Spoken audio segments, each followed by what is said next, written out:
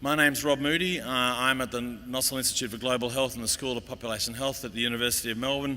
I've had the privilege of working for Save the Children Fund in places like the Sudan and for an Aboriginal community-controlled health service in Alice Springs, and must say that those sorts of jobs where they've sort of allowed an incredibly privileged entree into other people's lives and cultures, I think have been so rich in me trying to understand my own. It's a great honour to be here tonight to welcome you to the 44th forum in this national series called One Just World, sponsored by the Australian Government's International Development Agency, AusAid, in partnership with the International Women's Development Agency and World Vision Australia, as you can see here. We're very grateful for the work that they're doing and this collaboration, which has lasted for many years. These organisations are joined by a university partner in each city, and here in Melbourne we're lucky enough, for us anyway, that it's the University of Melbourne. And in this forum we're very proud also to be working with Save the Children Fund Australia. One Just World is about providing a platform for ideas and conversations about important development issues and how these might be addressed, to hopefully allow you to talk directly with those involved in development, to make your own suggestions, and to find out perhaps more ways in which you can actually get involved, something which we'd obviously encourage. I mean, our newspapers and our TV screens are filled daily. They report on global poverty, on related tensions, abuses of power that occur, and when we're confronted with such images and stories, it's hard not to be affected in some way. But also sometimes, I know this myself, it's all too easy to think of them as over there and somehow removed from us and our lives here in Australia. Our panellists tonight will be challenging us as individuals to reflect on our own personal obligations as individual Australians towards the global poor, especially children. And tonight, of course, our focus will be on the important issue of child protection. But first, let me introduce to you now the wonderful Noni Hazlehurst, who's our moderator for this evening. As you well know, she's one of Australia's favourite and most respected actors and presenters, and many of you will remember her as the beloved host of Play School or on Better Homes and Gardens. To add to this, she has an incredibly impressive and wide-ranging career portfolio in film, theatre and TV. She's received 4 AFI awards, 7 AFI nominations, 2 Logies and an Order of Australia, obviously making her a household name for more than 30 years, and now I think many of you here will have recently heard her doing a wonderful job on local ABC radio. She's also a committed advocate for children's rights. She's been a patron of several children's welfare organisations, including Barnardo's, a charity at the forefront of child welfare service provision. Ladies and gentlemen, please welcome Noni Hazlehurst.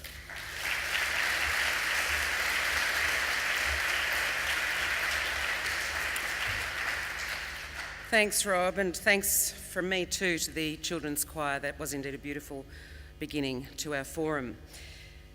Well, good evening everyone and welcome to this national series of public forums called One Just World, Think, Talk, Act on global poverty and development.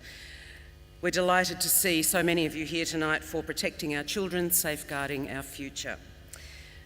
Tonight we have 4 exceptional participants to discuss child protection, to outline why the need exists and to give us some insights into what needs to be achieved to protect the vulnerable children of the world.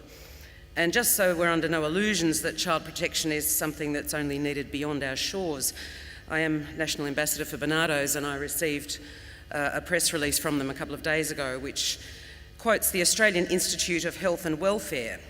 They've recently released the sobering statistic that 100 children a day, every day of the year, are abused or neglected in Australia, and these are just the reported cases.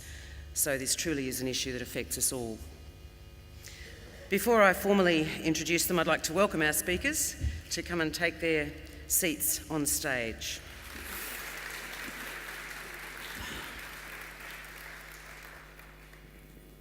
We're fortunate to be joined tonight all the way from the United Kingdom by Bill Bell. He's the head of child protection with Save the Children UK.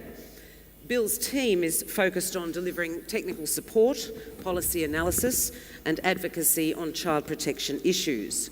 They provide strategic direction and technical guidance to Save the Children UK's programme of work on child protection. And it's a program that reaches 3.7 million children in over 40 countries.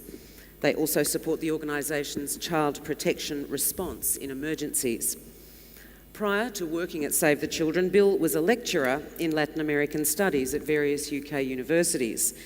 He's been chair of the NGO Group for the Convention on the Rights of the Child, co-convener of the Child Rights Caucus, which was set up to represent NGO views at the 2002 UN General Assembly's special session on children.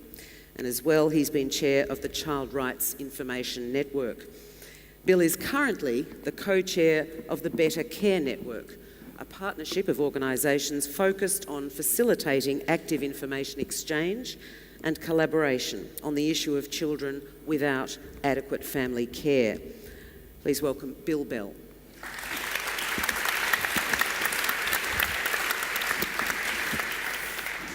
Our next guest is Benson Saulo. He's a descendant of the Wemba Wemba and Gunditjmara nations of Western Victoria and the New Ireland province of Papua New Guinea. After completing a Bachelor of Business at the University of Technology in Sydney, Benson made unnaturally quick progress, I could say, in his career when he was promoted to assistant manager in business banking at the age of 20. He then moved to Melbourne to take up a position as business analyst at ANZ Bank. In April 2011, Benson was appointed the Australian Youth Ambassador to the United Nations, making him the first Indigenous Australian to be appointed to this role since its inception in 1999. Benson was based in New York at the Australian Permanent Mission to the UN, acting as spokesperson for Australian youth within the Third Committee and subsequent resolution negotiations. Please join me in welcoming Benson Saulo.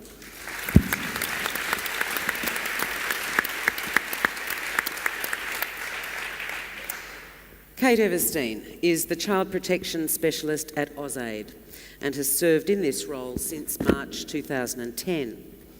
Kate's expertise in child protection and a child protection systems approach has been a key factor in the successful implementation of AusAid's child protection policy. Prior to joining AusAid, Kate worked for 20 years as a youth worker and social worker, offering counselling services, program delivery, policy development, and supporting communities in response to a range of critical incidents. With a strong focus on child protection, she's taken a leadership role in providing better outcomes for children and young people at Commonwealth, state and local levels. Please give a warm welcome to Kate Everstein.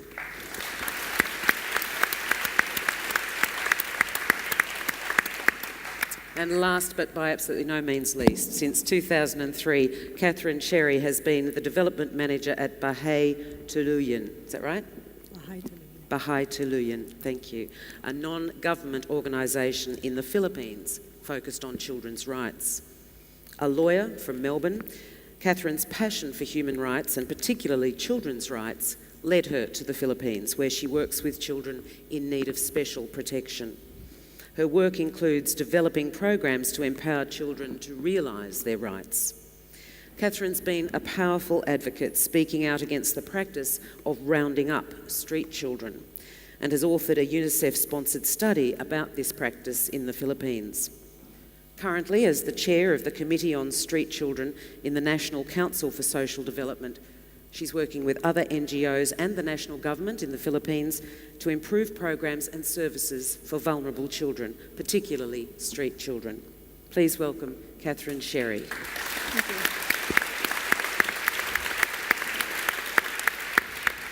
So we're very fortunate to have all of you here. Your four very different perspectives, I think, will make for a terrific discussion. I'm going to ask you in a moment to tell me briefly what your basic positions are, what you feel the key issues are. We're going to have about 30 minutes discussion followed by your questions.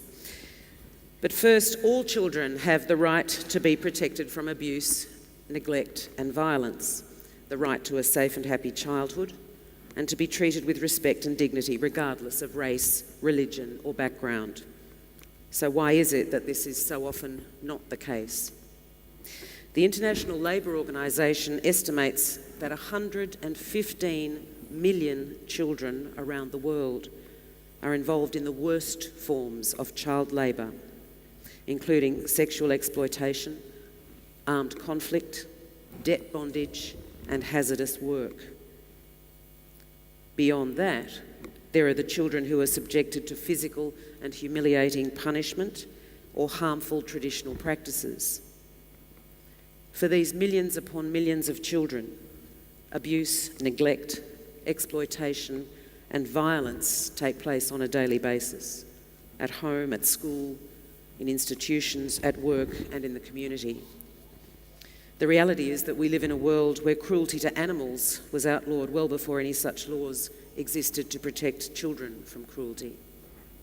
And while there are now laws to protect children, are they enough to create real change?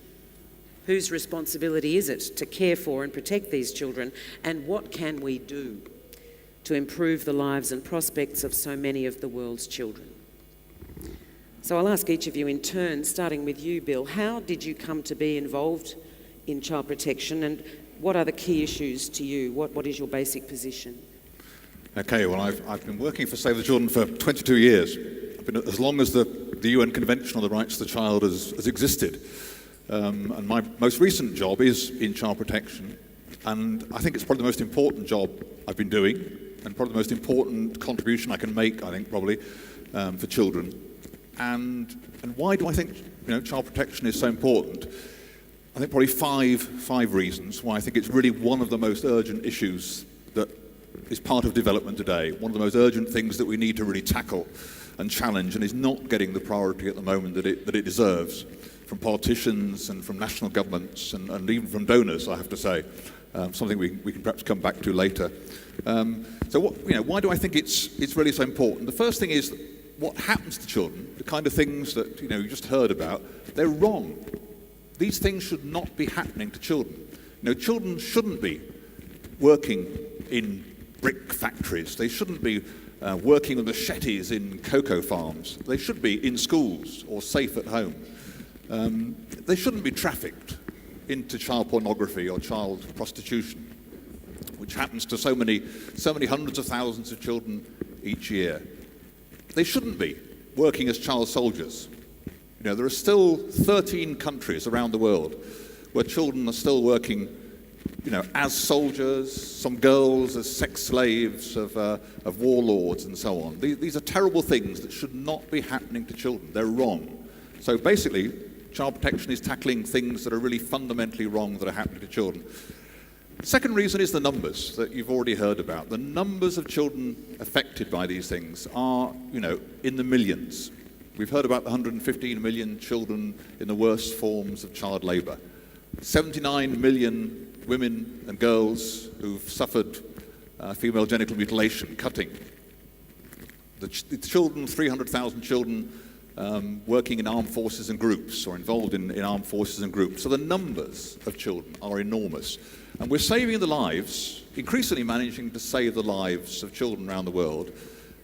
They're surviving. But are they thriving? Do they simply become one of these millions of children that are working, that are sexually exploited, that are caught up in conflicts and wars and so on? So the numbers are enormous, the second reason. The third reason is, apart from the suffering that children suffer immediately from these issues, the long-term impact on their lives is enormous. The long-term impact on children's learning, and on their ability to be loved and to love is enormous. If children are not properly cared for, if they're not loved, if they're exploited and abused, then their futures are really damaged. We know now from the science, from neuroscience, that if you look at the brain scans of children who grow up loved and cared for, they show lots of activity in their brains. If you look at the brain scans of children who've been exposed to violence or have been neglected, you see very little happening. Their brain development is stunted, and that has huge impacts on the kind of person they become they become much less of the person they could have been because of the experiences they've had, the violence or the abuse or the exploitation that they've had. So it has a very direct impact on these children's lives. Fourthly, it has a big impact on the societies in which they live. It has a huge cost to those societies, of these children that are suffering. And it also gets in the way of helping those countries achieve the development goals that we want. We want all children in school. We want all children surviving. Actually, what happens is that in so many cases, children who are married, for example, at an early age, will die because they're having babies too young. They become part of that dreadful statistic about maternal mortality. If they're working, they won't go to school, so we won't be able to achieve the goal of universal primary education. So these are very heavy costs for the future of what happens to children. And finally, just to conclude by saying the final reason why I think child protection is so important is, as Noni said, that children have the right to be protected from violence, from abuse, from neglect, and from exploitation. 193 countries around the world have committed themselves to the obligation to protect their children, and they're not doing enough. And what we want to do is to get every child safe, every child protected, whether it's on the street or in their homes or in their schools or in their workplaces if they have to work. That's what child protection is about, and why I really believe it's so vitally important that it's a crucial development issue. Thanks, Bill. And when you think 115 million children in the worst forms of abuse, that's 5 times the population of Australia. It's quite an extraordinary figure. Catherine, in your work in the Philippines, what are some of the factors leading children into situations of abuse or exploitation that you've come across in that particular part of the world? Okay, so I'm working with an organisation called Bahay Tuluyan. We provide a range of different programs and services for children in need of special protection. The children that we're working with are what the government is calling the ultra poor. So they do surveys of the poorest of the poor, and these are household surveys. Our kids don't have households, so they fall below the category of the poorest of the poor. These are kids who are living on the street, living in markets, in playgrounds, rubbish dumps. So the kids that we work with, a very, very, very large percentage of them experience trauma, violence, abuse or exploitation. Sometimes this is at the hands of government authorities, sometimes it's at the hands of organised criminal elements, but for a majority of children it's at the hands of the people that they should be able to trust. Their parents, their uncles, their close neighbours, their friends. For a very large, if not all of, a very large percentage, if not all of these children, the biggest push factor, the biggest reason that they are abused or exploited is poverty. Poverty in itself doesn't cause abuse or exploitation, but the direct and indirect consequences of poverty do.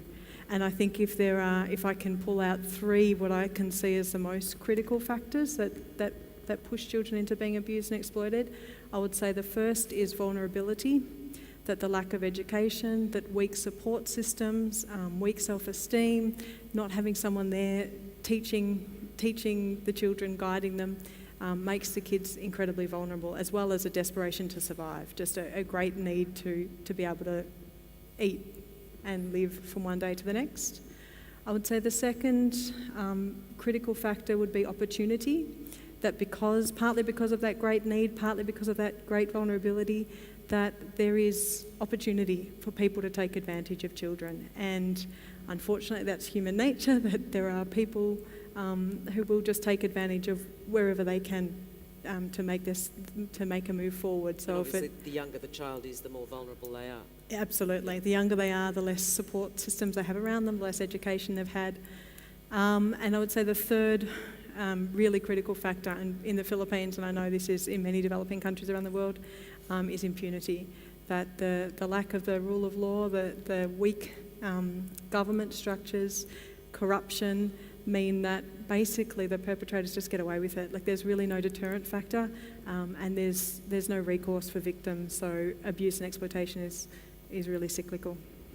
Thank you. Benson, it's been well documented that we've had issues with child protection practices here in Australia, and particularly when it comes to Indigenous children.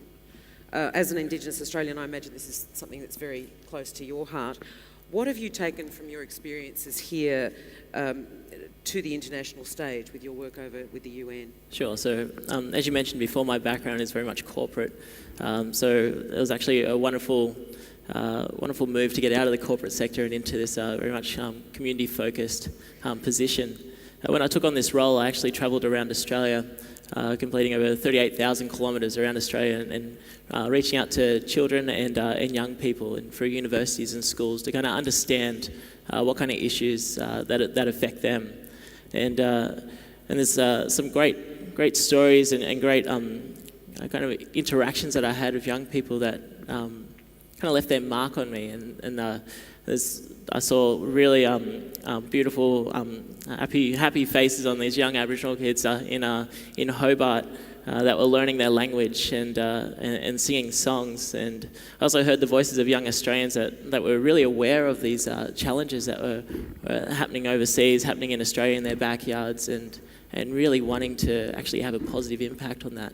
And these kind of things really kind of sustain you and really kind of give you a bit of fortitude while you're travelling. It's quite extensive travel.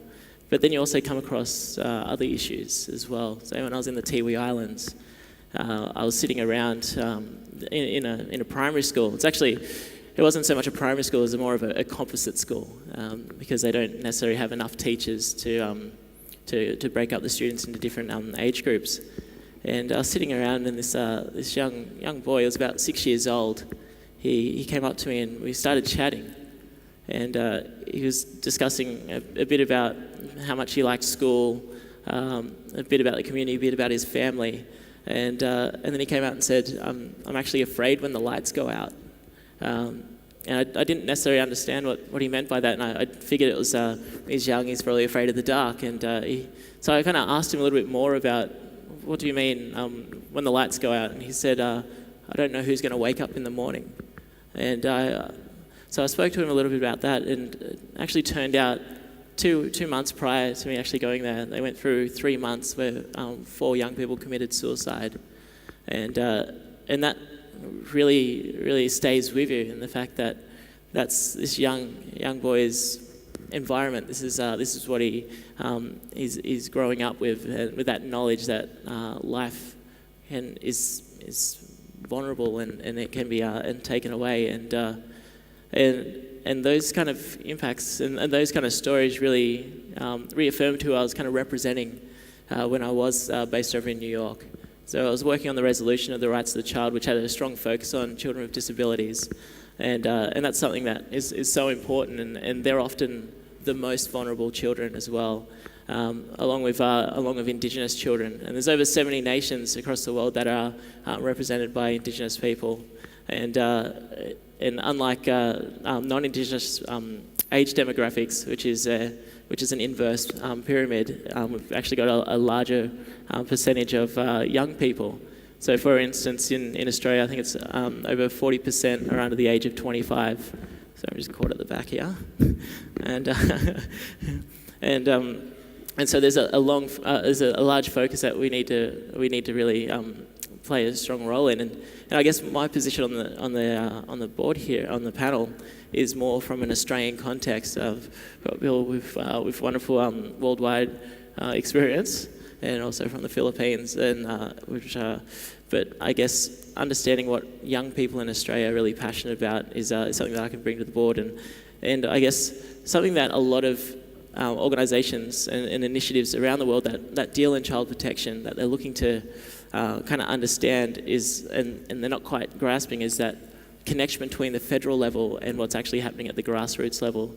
And I'm really happy to say that the young people of Australia and also the Australian government, they have the same shared vision, and it's around our national strategy for young people, which is that all young people grow up safe, healthy, happy and resilient, and have the opportunities and skills they need to learn, work and engage in community life and influence decisions that affect them. And I think that's very much key, is that young people and children need to be engaged with when drawing up plans or any kind of decisions that will ultimately affect them.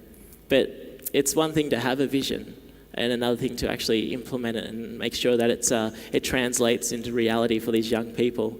And I'm really extremely interested in understanding what the panel's idea is around how can we kind of strengthen that connection between the government level and the grassroots level. Indeed. I think we all are. Kate, one of the roles of AusAid is to put measures in place to prevent child abuse and exploitation in the delivery of Australian aid. Can you explain how this occurs and what steps the government has taken to ensure that children are not abused by those delivering the AusAid program? Sure. First of all, I'd just like to say good evening, and it is great to be sitting up here with such experienced and inspiring colleagues, and look forward to being able to explain to you what AusAid is doing in this situation, especially about child abuse occurring in the delivery of aid. And so perhaps if I just give you a little bit of background to what that issue is. Back in 2002, Save the Children UK and United Nations High Commissioner of Refugees, UNHCR, produced a report which indicated that there were 67 workers and 40 agencies that were implicated in trading shelter, medicine and food for sexual favours with girls under 18 in West African refugee camps. And this was one of the very first highly publicised reports, and which really were pretty shocking statistics, and the international community was really alarmed by this. So we know that unfortunately there are individuals who will take advantage when there is a lack of law enforcement or protective systems in place, and use their position to exploit children or abuse children. So since that point, international NGOs and AusAid have worked really hard at developing standards and effective safeguard measures to protect children. So since then,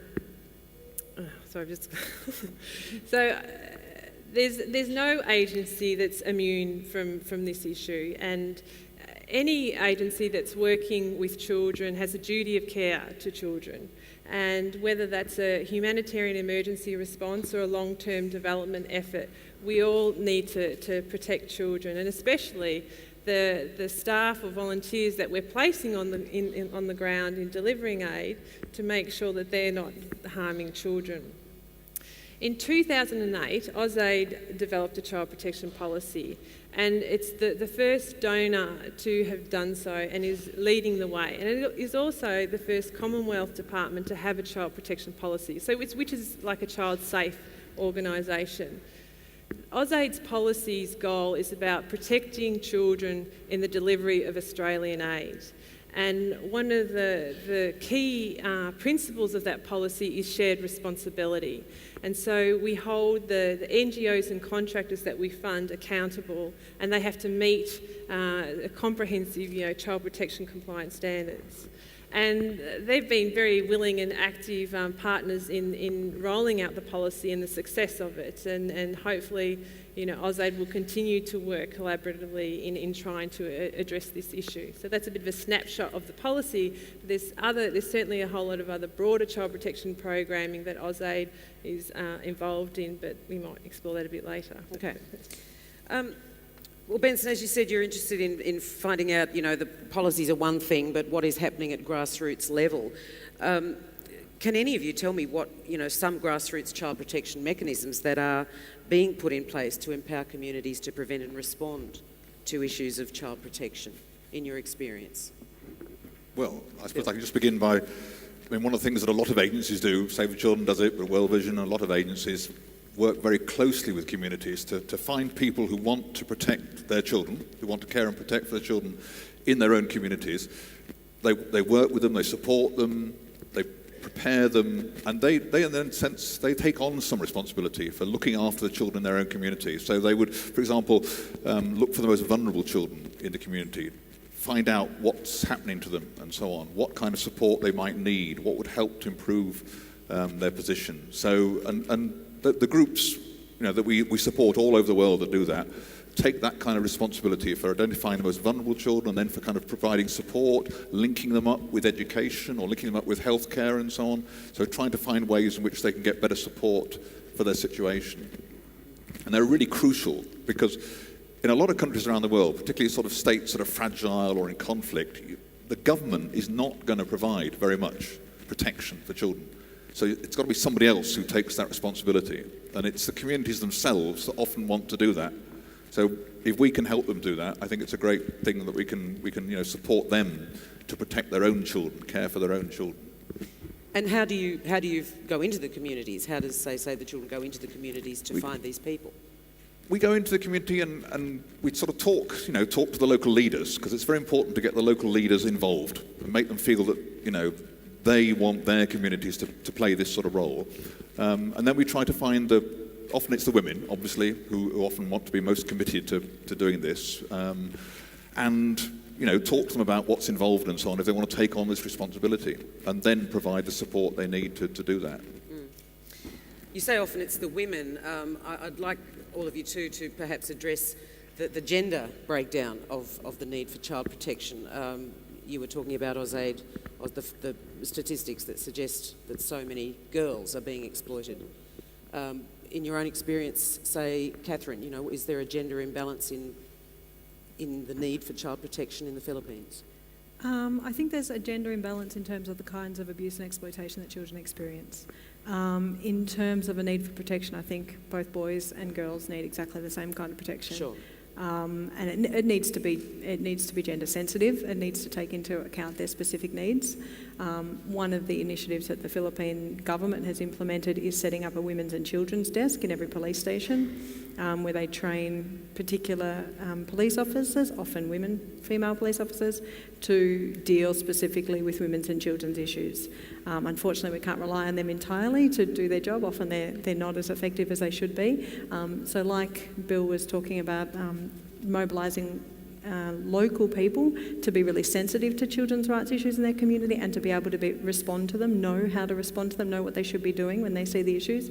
At the same way, we'd also, alongside that, work with children and make sure that children understand the issues that may affect them, understand their own rights, and are able then to be able to respond to those. And in our experience working with children on the street, a really horrific example that I can give you is of one child who was 14 years old when she came in contact with our street-based program. We have a mobile unit that goes onto the street, visiting children in particularly difficult circumstances. And this child at 14 had been repeatedly sexually abused by 7 different people throughout her life. Many of them, repeatedly on a daily basis. And it was only when we were able to go out there and say to her, this is what child abuse is, this is what your rights are, this is what's okay and this is what's not okay, was she able to kind of come to terms with what was happening and say, hey, wait a minute, this is not okay. So I think exactly what we need to do is be working with local people who do care about children, adults and young people, children as well. They need to be part of that process and understanding what abuse and exploitation is, and both male and female. Yeah, obviously it's very important because a lot of these children would not know that this was not normal, that what was happening to them was not normal. What about cultural differences, though? Obviously, you need to be very sensitive to cultural differences. Would any of you like to address how you do that? Because in some instances, what's happening is a taboo subject. So how... Well, I guess cultural awareness should be built into frameworks when dealing with children, and in any kind of sector as well. In any sector is so important that we are, I guess, culturally aware and understand how to best address these. And I think it also helps to actually have a strong tie into different communities. And so going through, I guess, migrant resource centres and also you got the Koori and the Koori developments, as in the organisations that are out there engaging young people and engaging organisations to run these cultural awareness programs. And it relates back to education, so really saying that young people aren't aware, or children aren't aware that they're actually having these abuses against them because they just don't realise it's not normal. And I guess it comes to two parts, that people need to be aware of what's actually out there, and then secondly, the organisations that are addressing these young people need to actually understand how to actually interact with them properly and not step over any cultural boundaries. It occurs to me that there are so many different agencies trying to protect children, and I wonder whether any of you have an opinion as to whether it would be better to centralise all these different agencies, because obviously all of you have pearls of wisdom that you could pass on to other agencies. Has there been any suggestion through the UN or any other body that this might be better served as a coordinated effort? Well, it's probably worth saying that we already do work very closely together. So certainly all the bigger international NGOs work like World Vision or Save the Children, Plan International and so on. We work quite closely together anyway. We work very closely with UNICEF, the UN Children's Agency and so on. So there's a lot of existing sort of coordination goes on between us. And for example, when an emergency happens, when an earthquake or a flood happens and so on, we have a system now for coordination across the agencies so that we don't duplicate each other's work. We do decide which areas we're going to work in and so on. So there's already quite a lot of kind of close coordination. But I think the advantage of keeping agencies separate is that they often specialise in different areas. So we have certain things that we're strong in. World Vision or Plan or UNICEF will have strengths, in other areas and so on. So we can kind of, between us, cover all the areas, rather than just becoming one massive, great agency. And at the national level, so in 2011, the Child Rights Task Force, which is a task force that's made up of over 100 NGOs, and in consultation with 750 children and young people across Australia, they came up with a report called Listen to Children, so that came out last year. And there's over 110 recommendations within that report that went up to the Australian government. And one of their key recommendations was an independent National Children's Commissioner, and that would sit above different organisations and have a national perspective on what's actually happening at the grassroots level. And their main role, which they were tasked with, was establishing the strategic direction of evidence-based policy development, and also monitoring the extent to which young people or young children, Australian children, are realising their rights under the Convention. Okay. Catherine, in the work that you're doing in the Philippines, how successful are your approaches to government? Do you sense a positive change? Look at that. Is it getting any easier, basically, is what I'm trying to say, to get the message through? Yeah, I guess politics is politics anywhere. Governments change, some are good, some are bad.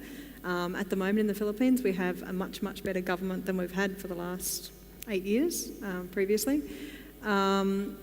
Look, it's slow. I guess one of the areas we've worked very closely with government is in relation to the issue of rescue of street children. So rescue, as it's called by the Philippine government, is where a government vehicle filled with government workers, some have some experience with children, many have none, jump in a van, they go onto the street, they see kids that look like they might be on the street, and they do that based on their appearance.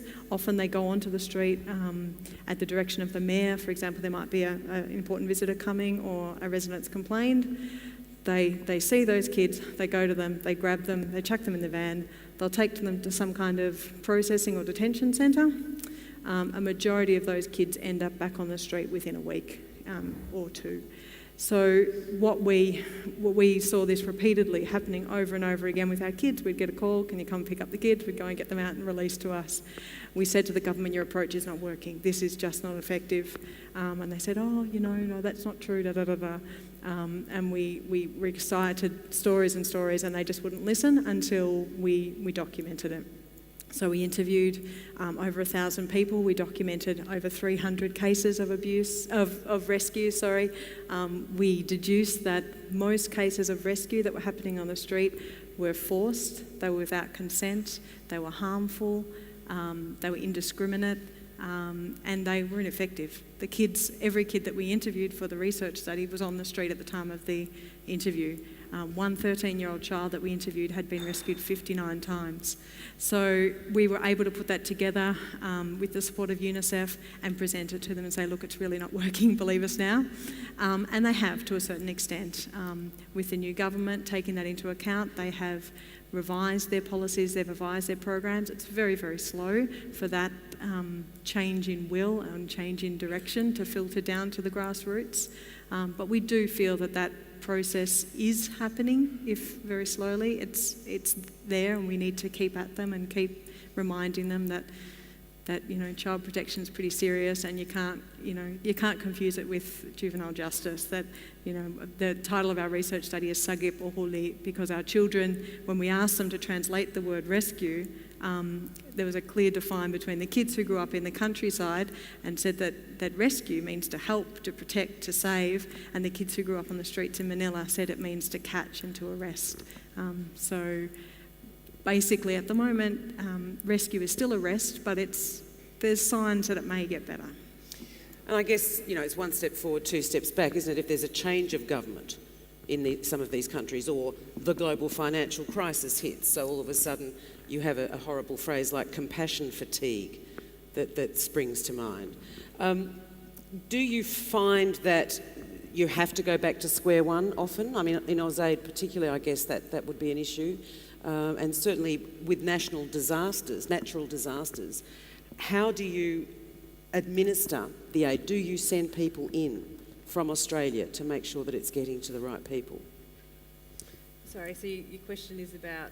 Well, about AusAid, but also about when there's a change of government, or if something happens, how do you keep on message, keep the governments on message, keep the authorities on message if they decide that they don't want to be part of what that last lot did?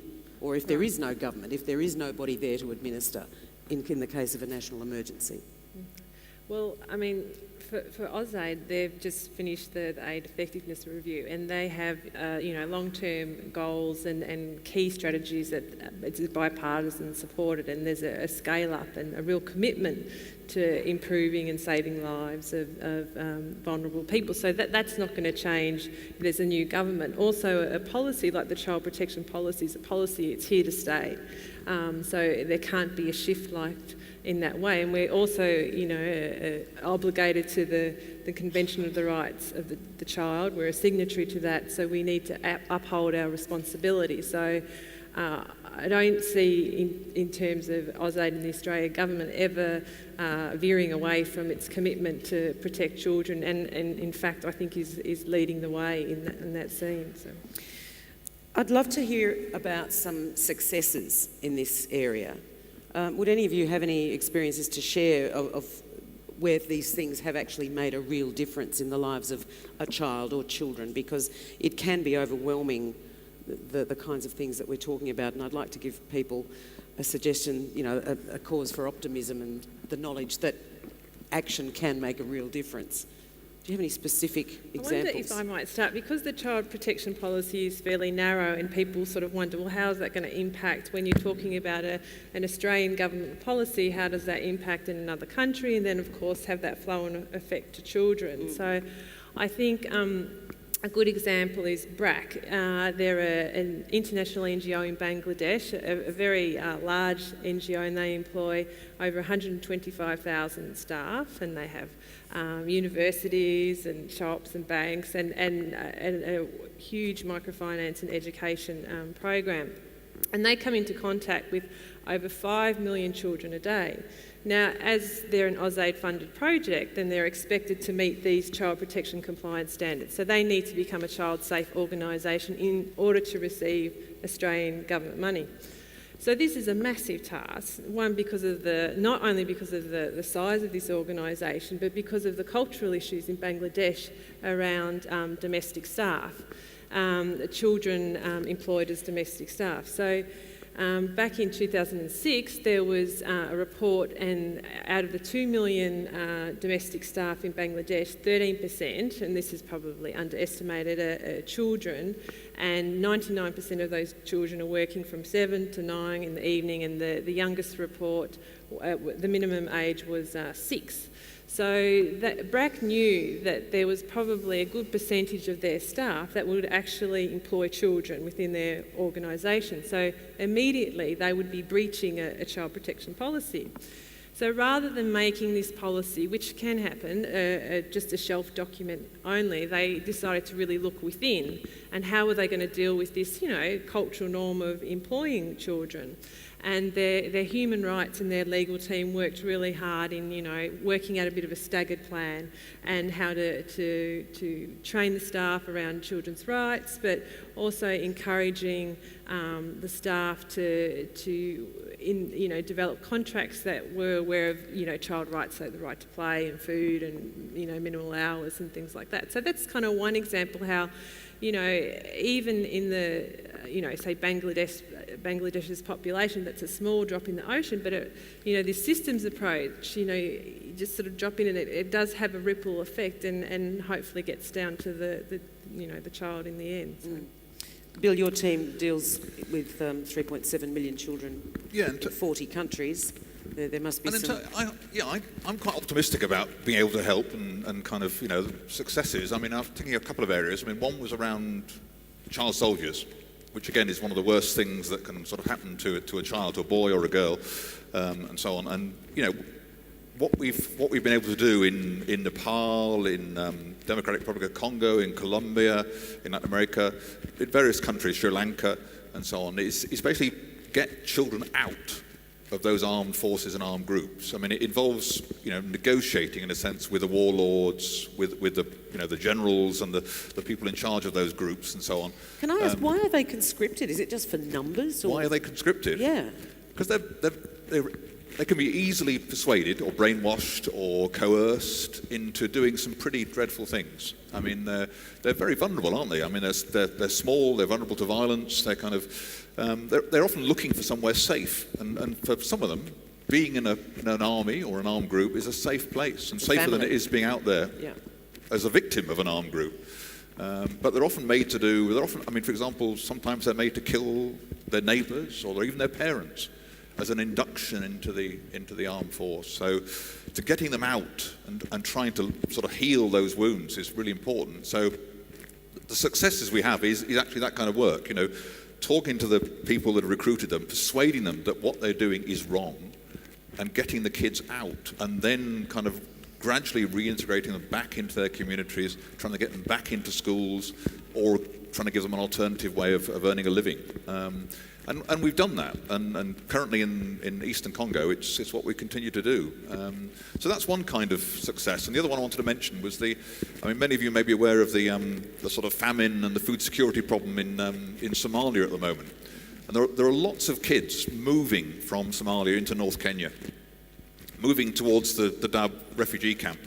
And on the way, as they're moving, south out of Somalia, they're often the victims of sexual abuse. A lot of kids get separated from their families or have to leave without their families.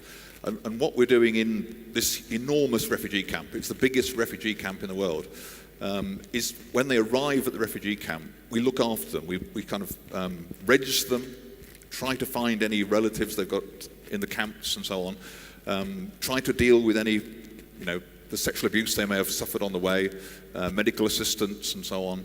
And try to find then, if they've arrived without a family, we try to find them a foster family that we've prepared. We prepare the foster families and so on to look after them. And so they get resettled back into a family. We then have also been working in that camp in terms of making sure it's safe, particularly for girls. Refugee camps can be very dangerous places. Even the layout of the latrines and so on, the layout of the buildings can create child protection problems. And so what we look at is how can we make sure that the way in which the camp is constructed and organised is going to be safe for children, again, particularly for girls. There's also the issues that have been mentioned already about, the risks from humanitarian workers and so on, which we never want to see, but which sometimes happens. That they could be exposed to further sexual abuse even in the camp and so on, or from other people in the camp, from other men in the camp. So these are all, but I think, again, we've demonstrated ways which we can address these issues and really prevent a lot of the problems arising.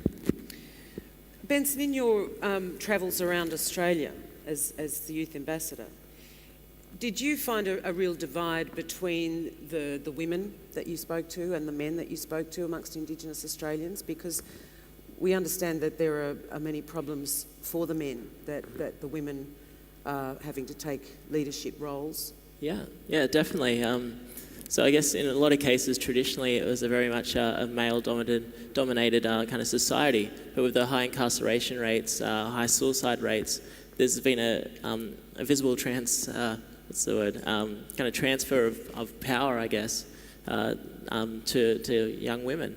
And because there's obviously the lower age demographic, so we've got younger people having babies, and so we've got a generation of young women that don't necessarily have, who are single mothers that are struggling to kind of to lead a family, but also deal with kind of day-to-day stresses as well, and it's a very difficult environment to be in, and it's not very supportive of children themselves. But I guess one thing that I did see, and I'm a very strong advocate for education and supporting education in the schools, and ensuring that the schools are environments for creating change as well. While I was travelling through Northern Territory, I stopped off at a very small town called Elliot, and there's probably about 2,000 people in the small town of Elliot, and it's predominantly Indigenous. And went to this high school, and the principal was walking us around during lunchtime, I think it was, and he was explaining a bit about the town, that it's got a very much ingrained sense of low expectation and disadvantage. And he said no one in this school had actually graduated Year 12 in 7 years, which is, unfortunately, it's quite a common story up through like the Kimbleys and Pilbara and all through the Northern Territory. And he continued to walk us around, and he pointed out actually 2 young girls and 1 young boy, and they're probably, I think they were Year 7 or Year 8. And he said these 3 kids, they have the potential to be the first in their family, the first in their community to graduate and break that cycle of, I guess, disadvantage that has really gripped that town. And it really felt, you could actually feel the town. It was when I got out of the car, actually. Sorry, it's a bit of a long-winded story. I'll keep it short. So I stepped out of this car, and you just actually felt this ball of I guess it was this heavy weight, and it kind of hit you on the chest, and I couldn't actually, I didn't understand what it was, and so walking through the town, walking through the school, and I kind of reflected on it, and it was actually, you can actually feel this sense of power, lack of power, just not being able to kind of breathe properly, that it just had engulfed this town. And as soon as he pointed out those 3 kids, and he said that they have the potential, and the fact that he was there to support them, and that they kind of lifted, because there was hope in that town, and there's also a lot of hope in a lot of towns, but there also needs to be that support, and in that town it was the school, and that was the safe place for the young people. I guess one of the problems that you all encounter is that it's difficult for kids to get the information that there are people who care. Because, you know, even if kids have access to television, they're not going to get much on television that suggests that there are people who care, or that there are people doing amazing work. We're bombarded with negative images about, you know, violence and cruelty, but it's very hard to get publicity, as you would all know, for these causes. What do you think we can do to get the message out? I mean, there have been lots of advertising campaigns for your organisation, particularly, Bill, I guess. What works best? How do we keep the message fresh? Well, that's a good question. I'm sorry, it's a difficult question too, isn't it? I suppose if you knew you'd be doing it. The social media, kind of the Facebook Yeah. and the Twitter and so on, is the way in which I suppose it's the current thing that everybody's using at the moment to try and get the message out as broadly as possible. I mean, we did a lot of work on sort of forming children's groups to kind of discuss issues and so on, to discuss some of the difficult issues and what children want to do about them, and then support them perhaps to do something about that. A lot of children's radio programs. I mean, probably something you're all familiar with. Trying to get children to, host programs and talking to other children through the radio or even the TV about these problems and about how they can, how to be more aware of where the risks are and how to avoid the risks and so on. So those are probably the main ways we use these days. Yeah, definitely that peer-to-peer interaction and actually getting young people and kids to actually drive that is so important. And yes, the social media is so important, but again, it's just another tool of communication, and nothing works better than actually getting in front of people and actually talking to people. Catherine, can you paint a picture for us about what reality is like for some of the children in your care? What a typical day might be like? The best case I could, there's so many kids we deal with in so many different places, but I guess talking about the kids that we work with in Manila, because it struck me the other day, I was telling a friend, we've just established a new centre in Manila, which is for us a major milestone. We've been working there for 25 years, but we've been homeless ourselves. So finally we've got a place that we can call our own. And we have our drop-in centre just about ready to go. And the aim of the drop-in centre is to give kids on the street a place to rest, to sleep, to play. We've run a drop-in centre in the past, but we've had a bit of hiatus while we've been building this new building. And we're nearly ready, and we said we want to just get it going because there are kids everywhere. They need help. What are we going to do? And we said, well, let's just see, because it was very difficult to plan. We didn't know how many kids would come. We didn't know who they would be, how old they would be. So we said, what we'll do is Monday morning, we're just going to open the door. That's it. We'll open the door. We're not going to say anything. We're not going to do anything. We'll just see what happens. The first day we had 30 kids there. The next day we had 40 kids there. And the next day was 50. And I was telling a friend about it the other day, and she said, how old are the kids? And I said, kind of 3 to, there were a few older ones, but kind of 3 to 12. And she kind of was taken aback. And I guess it's become almost normal for us that we see so many young children on the street that when you think about it in this Australian context, if you saw a 3-year-old walking around Federation Square unaccompanied, you'd probably call the police. But the situation for our kids in Manila is really different, and there are very, very young children from that age, from newborns on the street, sometimes with their parents, sometimes alone, spending their days, sometimes 12, 14, 16 hours a day, begging, selling flowers, selling rags. At the end of the day, they might have $1, they might have $1.50. They nearly always take what they have and share it with their family, if not with their friends. At the same time, these kids spend a lot of time avoiding the authorities. As I mentioned earlier, rescue and the kind of impression of children on the street is something that many people see as undesirable, so the kids are kind of seen as undesirable, and they spend a lot of time running away, and some of our kids have experienced incredible torture and abuse at the hands of local authorities. So long days, lots of freedom to a certain extent. Many of the kids love being on the street because they can do what they like, but it's a very, very difficult life for many of those kids, and they very rarely have enough food to eat, and they get sick very easily from really, really basic things like having a wound unattended and that's become infected, and then, or not being treated and ending up getting pneumonia, things like that. So, yeah, life's pretty tough for kids living on the street. Which countries are not yet signatories to the Convention on the Rights of the Child? Yeah. Well, Who can we one. harass on social media? The United States of America. Right.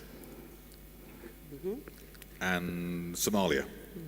Somalia because it has no government, and the United States because it thinks it already has higher standards than the Convention. And also they're frightened about the UN police coming into their homes to take their children away, which I think is somewhat alarmist, but yeah. Why has the United States not come to the party?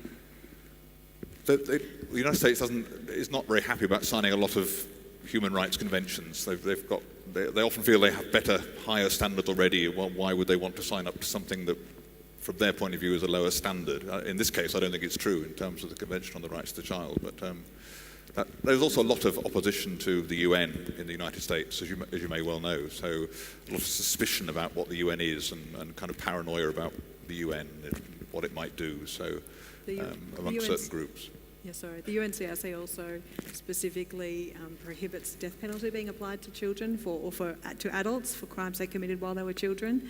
And there are states in the US where children or adults are still executed for crimes they committed while they were under 18. Right. Makes sense. Look, I'd like to throw it open to questions. We have microphones standing by. If anyone has a question, please feel free to approach the microphones. Yes. Hi, my name is Lynette Fung. Thank you, first of all, for offering your insight in this important discussion topic. I'm curious to know whose duty of care is it to protect recently arrived refugee children in detention centres? Can you repeat the question, sorry? Yeah, can you repeat the question, please? So sorry. I'm curious to know whose duty of care is it to actually protect recently arrived refugee children in detention centres? Whose duty of care is it to protect children who recently arrived here as refugees in detention centres? Does anyone want to take that? Yeah, well, so that's not my area, but so I'll just have a bit of a shot at it. That it's the government's responsibility, and then with partners, say for example the Red Cross or other NGOs that are working in this area, they would deliver the services. But sorry, that's... Well, I think the problem is that everyone's having a bit of a shot at it and nobody's actually making a concerted effort to get it right, are they? It still seems to be a football. I think, though, the Department of Immigration are really looking at this issue and looking at how to support unaccompanied children, and are really trying to be creative and working with a number of partners to develop some plans on this. And one of the policies was to, one of the policy changes was to not actually hold any unaccompanied minors or children in detention centres, and moving them into community centres. Into community care, basically. Community care, yeah, basically. And I guess I have differing views on whether that's good enough or not. And but at the same time, I guess the government they do essentially take the duty of care over the children. Anyone else have a question? Yes, one down here. This is just a general question for anybody. I agree, as do probably most people, that it's tragic to have kids working, especially in dangerous jobs. However, how do you reconcile this feeling with the fact that many families need their children to work in order to keep their family unit together and survive? I'm happy to take that one. I think that's a really good question, and I think it's something that we can sometimes fall into the trap of painting child labour as something that's black and white, and it's so much more grey than black and white. There are cases where it's really black, there are cases where it's really white. I'm sure every child has at one time tried to tell their mum and dad that making them wash the dishes is child labour and they shouldn't have to do it. Definitely not child labour, that's child work, that's okay. There are cases where kids are really clearly exploited, and there is a fairly technical definition and fairly clear indicators for what is child labour. In our experience, most of the kids we work with are engaged in the grey area. So often with child labour, we kind of look behind the kids to see who's the baddie, who's the one that's out there with the whip, making them work, 12, 14, 16 hours a day, who's the one that's abusing them when they get home and taking all their money. And most of the time that person's not there. Most of the time the kids are on the street, the kids are out working beside their parents because they need the money themselves. They're doing it because they want to survive. They want to survive and they want their family to stay together.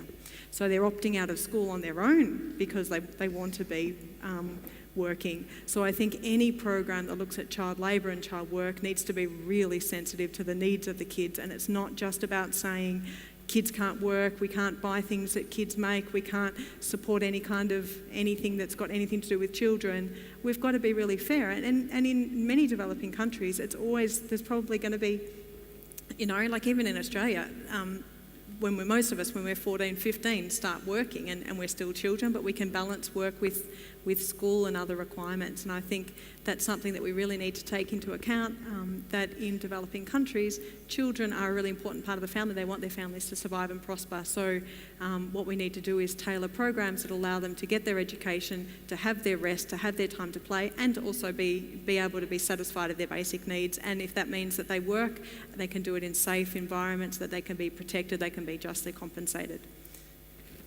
Anyone else care to comment? Well, perhaps just to say, to build on that, there was a famous example of the Bangladesh garment industry, where the US government was threatening a ban on any garments produced by child labour and so on, and the result was an almost immediate expulsion of children from the garment industry, which then exposed them to all sorts of other much more risky work as a result. So a kind of just getting children out is not the best solution. The best solution is the sort of things you just heard about, and trying to address the issues about, why are children working? Is it family poverty? Is it because their schools are no good? I mean, in so many cases, children are not learning anything in school, and they'd rather be somewhere where at least they get an opportunity to earn some money and they can learn some skills and, begin to develop their own futures. So there are all sorts of, as you say, sensitive issues in this area that we need to be aware of, and be careful about not knee-jerk responses that seem like the right thing to do, but actually have got, potentially got some really unintended negative consequences. Yeah.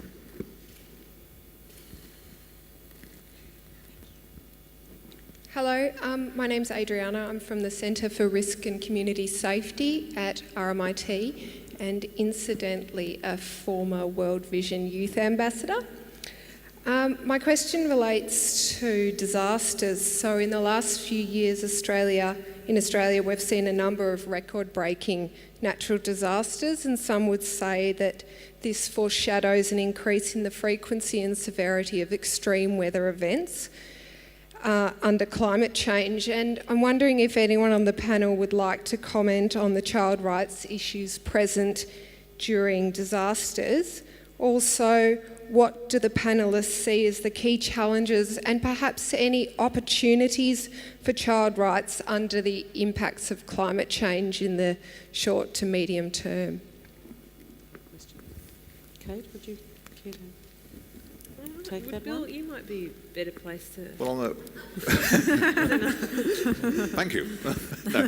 Well, on the last point about the impact of budgetary changes and so on, I think if we're talking about in developing countries, I think there are real risks at the moment because of the global recession and the problems that's creating. I think one thing we have got better at is kind of helping countries understand that if they stop investing in their children, they're really compromising their futures.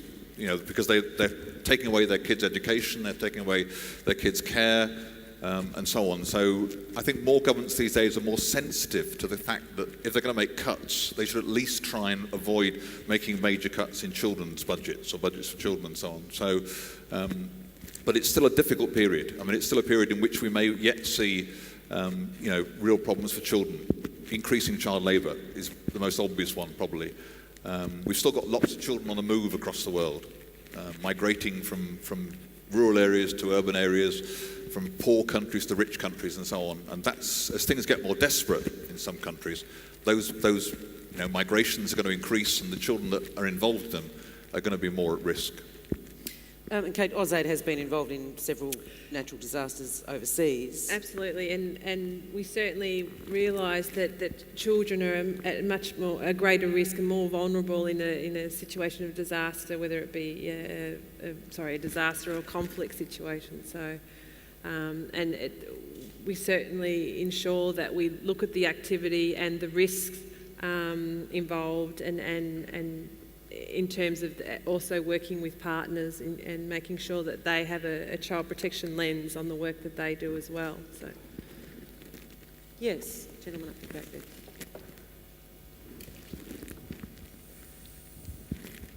there. Chris Roach from Oxfam. It's not inconceivable that we might have a different government in 18 months. I wonder if Bill's got any words of advice about working with a Conservative government in ways that are positive for children. I missed that last bit. Oh, but I think that was you, Bill. He's thinking about it. Well, I mean, I think every country in the world, including my own, the UK, and from what I hear, Australia, probably needs to pay more attention to children and value children more than they do. I mean, that would be my main message in a way, was that countries need to in most developing countries, children make up 40 to 50% of their population. So we can all do more to look after our children. And our children here in the developed countries, like Australia and the UK and so on, they're becoming an increasingly scarce resource. I mean, we're an aging society. I'm part of the aging bit of the society. So the children we have are becoming even more precious to us. And I think governments need to understand that and need to do more to look after that increasingly scarce resource and help those children achieve their maximum potential. And that means, I think we've heard before about them being safe and well looked after and educated and healthy and so on. So just a higher priority for children, and invest in children, because investing in the early years of children is almost the best investment a society can make. It's got the highest returns in terms of, for what you invest when children are young, and in terms of what you get, in terms of the benefits as they grow up and become adults. And it should be a bipartisan approach, or a tripartisan, or any number of partisans. Shouldn't make any difference. This might have to be the last question. Yes? Hi. Recently I read articles and reports on aid effectiveness, and there are so many critics on the that actually in many NGOs and institutions, less than 50% of the fund actually goes to the community, to the vulnerable people, and while most of it go to pay for consultants, technical assistance, and some other things, administrations. I was just wondering, what is your opinion on this in your particular workplace, and then how do you see ways to tackle this? Thank you. Did you get that one? I mean, one of the reasons I support Barnardo's is because I know that 99 cents in every dollar donated goes directly to the work with children. But I guess administration costs are always going to be a reality. Good. How do you decide how to apportion money? Yeah, I think for us, admin costs, and when we talk about admin costs, we're talking about the people who run our programs on the ground. We do have managers on the ground. We very rarely have any consultants at all. It would be nice if we did. But the people who run but don't necessarily work hand in hand with the children every day are a very important part of the way we run. But in terms of the funds that we raise in Australia and other parts of the world, every single cent of the funds that we raise for our programs go towards our programs. Unfortunately, there is a lot of NGOs out there. Not all of them are good. Not all of them we know 100% where the money goes. I think I would always say be discriminating, get to know the people that you are giving your money to, understand what they do with their money. I think if anybody is interested in our particular organisation, we can give you as much information as you like, and you can see how far our money goes in terms of making real change for children on the street and in the communities that we work with. So I think admin costs in terms of running an organisation are they're a reality. You need to spend money on people, and not every cent you give can buy food for children if there's nobody there to cook it. But in terms of other expenses, get to know the organisations that you are supporting, and ask them the tough questions. Ask them where their money's going, where your money's going. Anyone else care to address that? Well, you asked the question there, sort of how do we decide how to invest our money? I suppose the bottom line is that the key thing is impact. The impact on children. How can we maximise the impact we have on children? And that's not always by direct programming. So the money that goes directly to the children or to the countries that are in need and so on is very important and so on. But equally important in some respects is kind of like the campaigns that we run, the public education that we do, and it doesn't take up that much money, but it can have a big impact in terms of the kind of getting the public behind what we're trying to achieve, raising the money, which enables us to do more for children. So the fundraising is very important, and obviously you want to minimise your fundraising costs, but at the same time you want to bring in the maximum amount of money you can to deliver the maximum benefit you can to the children you want to help. Indeed. So I think it's about transparency and then also reporting. So being transparent of how the money is being spent, but then also capturing the flow-on benefit of that and putting a monetary value on that as well, which is very much possible, and letting your supporters know that this is, you spend $1 here, 30 cents may go here, but the flow-on effect of that 30 cents is much greater. Well, as Bill said, you can make no better investment. Catherine, as a person who works with these challenges on a daily basis, would you like to make a closing comment? Where do you see us going from here? Where are you going from here? What would you like people to do who are here tonight? I guess for me, I think if there's anything that I've seen in all my experience of working with Bahai Taloon, which goes back nearly 20 years now, is that kids are incredibly resilient, that some of the issues and circumstances that children in developing countries are facing are horrendous, and you would never ever want any of our children to face those. At the same time, they're really tough. Kids, generally by their nature, want things to change, want things to be better. I think there is a lot that we can do. I think that there is a lot that we need to do to improve the situation for children all over the world.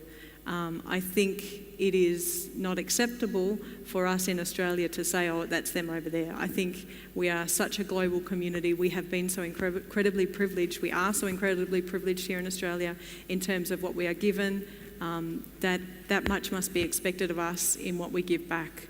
I think every person here has a role to play in protecting children. Our government is our government. It's the government representing the people.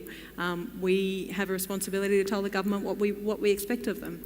And we need to be telling the government that children are our best investment, that we do everything we can to make sure that children's rights are protected all over the world. I think in the face of financial crises and jitters about economic instability, we always have to think about any negative impact that we might feel and how much amplified a child in the developing world will feel that impact, so that even when we're facing financial crises, that we don't just pull our aid, that we don't pull our development programs, because look, at the end of the day, we're all linked, and if we don't invest in the same way to make sure our neighbours are developing, it's never going to work. We're never going to achieve this just and peaceful world that we want. So we need to do that. We need to pressure governments. We need to be aware. We need to attend events like this. We need to research. We need to find out. We need to follow what's happening. And we need to help more people understand that and then get involved. There are so many organisations out there that need help. Organisations like ours, like the other organisations that are represented, are working directly with kids. We need volunteers. We need people, doing fun stuff and hard stuff. We need resources. We need, donations, so that we can continue to build stronger communities so that children can be protected where they are. So, I guess I would encourage everyone to look around, look where you are, find out what people are doing, and look at what you've got and see how you can use what you have where you are to make a difference. And post whatever you find out on Facebook. And that's right. For you, what would you like to see people take away from here tonight, and what's next with AusAid and with your work? I think, first of all, I think Australia should be pretty proud of that we are leading the way in developing child-safe organisations on the ground. And it's a big step that together the international NGOs and local NGOs have really come together, and it's a network that's forming where the bigger NGOs like Save the Children, World Vision and Plan and Child Fund share their information and resources. It's not competitive about funds, it's a real collaboration, and I think that's something that should be definitely celebrated, the work that the NGOs are doing in this area. So hopefully, and I think it will continue, and this week Save the Children and World Vision have brought all their key child protection specialists over and really been discussing, you know, the way forward, and collaboration is a key part of that. And I think that's part of any child protection system. So I think we should be proud in what we're doing. I think, and you know, also it means that we hold each other accountable. Yeah. They hold the government accountable, and we hold the NGOs and contractors accountable. So that's fantastic. I think, in the words of Ben Lee, that we are all in this together. And I think whether you're in Australia or whether you're travelling overseas, I think you need to speak up about child abuse. And I know it's a pretty basic message, but it's important that you do. And there will always be good folk around to assist you if you need advice or information, to make sure that you're not putting yourself or the child at further risk. But I think that's what I'd like to end on. Good message. Benson, what would you like people to take away, and how are you going to continue with this work that you're doing? So while I've been travelling around, it's the underlying theme, I guess, that's been kind of linking all my engagements has been that philosophy that I'm my brother's keeper and I'm my sister's keeper. Is this this sense that we're all kind of connected, and I guess that one person's pain can be shared, and that we need to actually look after each other. And that, I guess, for instance, rolling back the Racial Discrimination Act in 74 communities in the Northern Territory doesn't just affect those communities, it affects every community in Australia and across the world. And so I guess advocating, becoming advocates for social issues, and really pushing the governments, holding them accountable for the way they're engaging young people, the way that they're interacting with through policy, and how they're making sure that they're kind of supporting that floor to ceiling kind of connection with that grassroots strategy. And that's what I kind of would hope that everyone kind of takes away from today, is that we can make a difference in the sense that we can really hold our governments accountable. It's very important, isn't it? Because we do live in such combative times, it seems. Everything is black and white, you're wrong and I'm right, you know, and it's a very important message. Thank you. Bill, some closing remarks from you. Well, in terms of what I'd like people to take away, it's, I suppose, you know, this is a really important issue. There's hardly anything more important than actually caring for and protecting the world's most vulnerable children. I mean, I find it very difficult to think of anything else that's more important than that, because they are children. These are innocent children who've done nothing, you know, and yet are being exploited and abused and so on, as we've heard.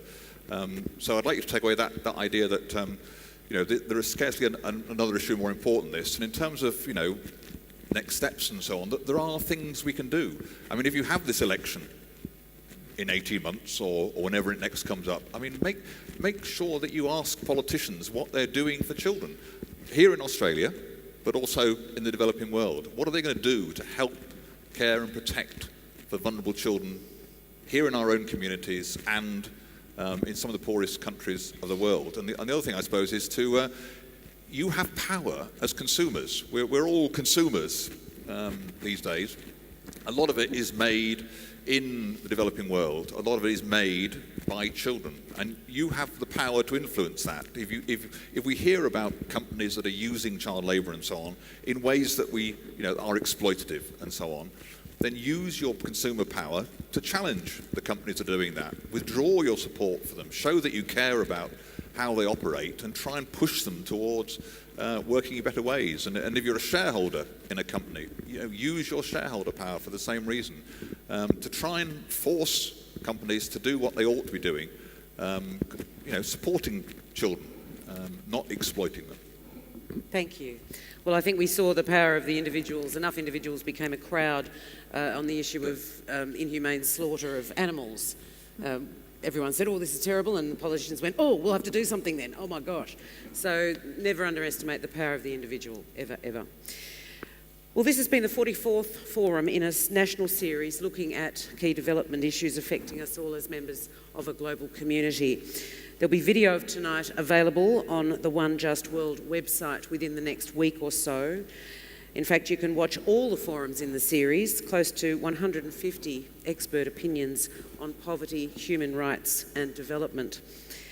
The sets of forms that you found on your seats, one has ideas on how you can support important development and child protection initiatives, and the second is an evaluation form. We'd appreciate it if you would jot down your thoughts and hand these in as you leave. We'd love to hear feedback from you so that we can keep improving these forums all the time, and ideas from you as well. If you want to add your name to the bottom of the form, we'll send you an email whenever a new forum video is uploaded or when there's going to be another One Just World forum in Melbourne. As Rob explained in his introduction, One Just World is about three things: giving you the opportunity to hear expert views on world poverty and development. It asks you to think about what we can all do to help build a more just and equitable future for all. And it also asks you to act. At the tables in the foyer, you can get information about a variety of valuable programs, and if you wish, you can get involved in whichever way is most meaningful to you. And as Catherine pointed out, there's no shortage of ways to get involved.